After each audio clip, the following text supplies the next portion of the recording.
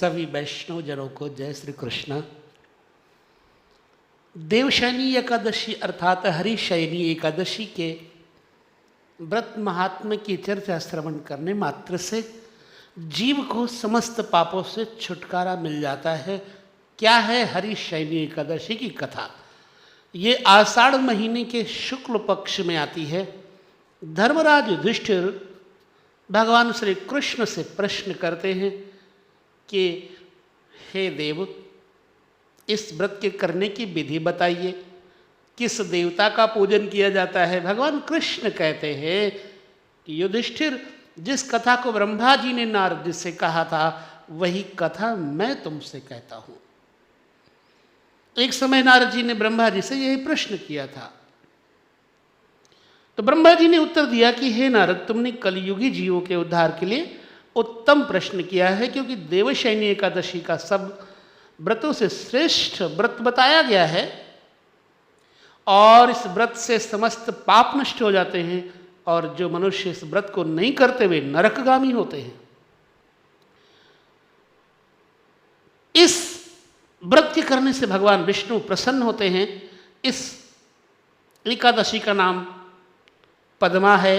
इसे देवशयनी एकादशी, विष्णु शयनी एकादशी, आषाढ़ी एकादशी और हरिशयनी एकादशी के नाम से भी जाना जाता है। पौराणिक कथा इस प्रकार है, वो मन लगा करके सुनो। सूर्यवंश में मानधाता नाम के चक्रवर्ती राजा हुए और सत्यवादी तथा महान प्रतापी थे। अपनी प्रजा का पुत्र की भांति पालन किया करते थे।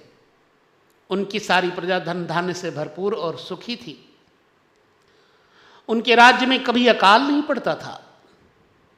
एक समय उन राजा के राज्य में 3 वर्ष तक बरसात नहीं हुई और अकाल पड़ गया।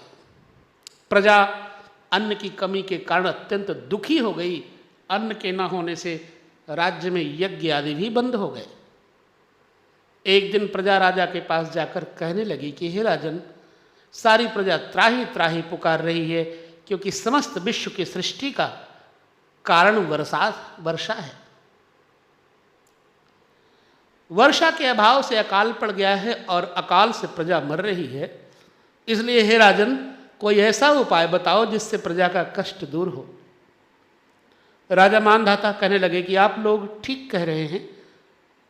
वर्षा से ही अन्न की उत्पत्ति होती है और अन्न से जीवों का पालन होता है।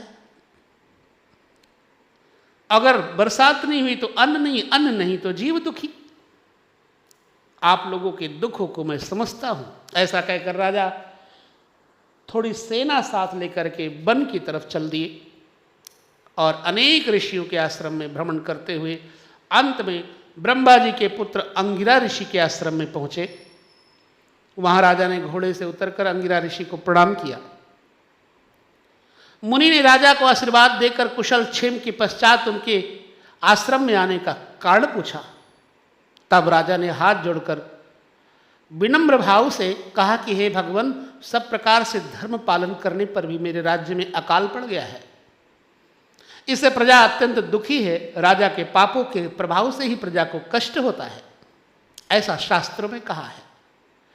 जब मैं धर्मानुसार राज्य करता हूं तो मेरे राज्य में अकाल कैसे पड़ गया, इसके कारण का पता मुझको भी अभी तक नहीं चला और इसी संदेह का निवारण करने के लिए मैं आपके पास आया हूं। कृपा करके मेरे इस संदेह को दूर कीजिए और साथ ही प्रजा के कष्ट को दूर करने का कोई उपाय बताइए। इतनी बात सुनकर ऋषि कहने लगे कि हे राजन, ये सतयुग सब युगों में उत्तम है। इसमें धर्म को चारों चरण सम्मिलित हैं, अर्थात इस युग में धर्म की सबसे अधिक उन्नति है। लोग ब्रह्म की उपासना करते हैं और केवल ब्राह्मणों को ही वेद पढ़ने का अधिकार है।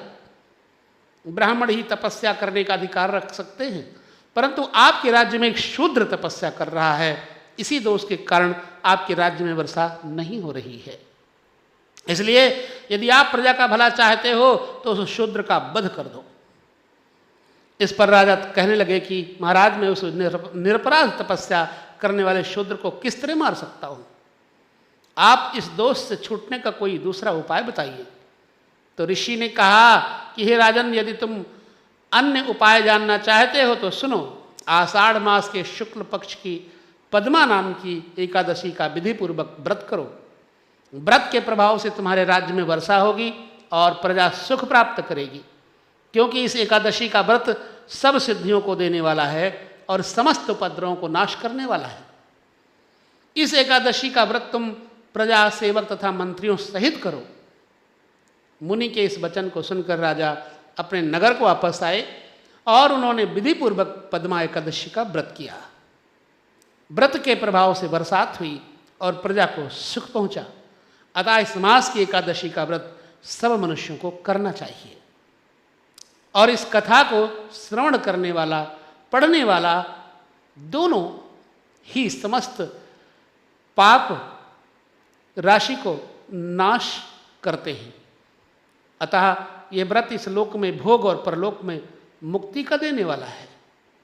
इस प्रकार से ये महान पवित्र वैष्णव एकादशी व्रत आप लोगों से कहा और इस व्रत को जरूर से जरूर समस्त वैष्णव पूर्ण विधि से करें।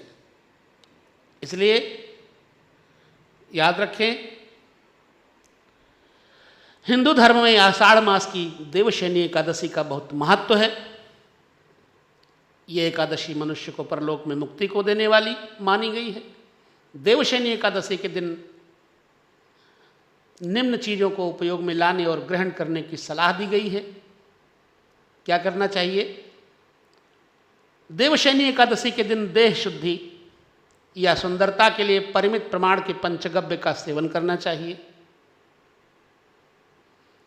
इस दिन पीले वस्त्र धारण करके पूरा श्रृंगार करें।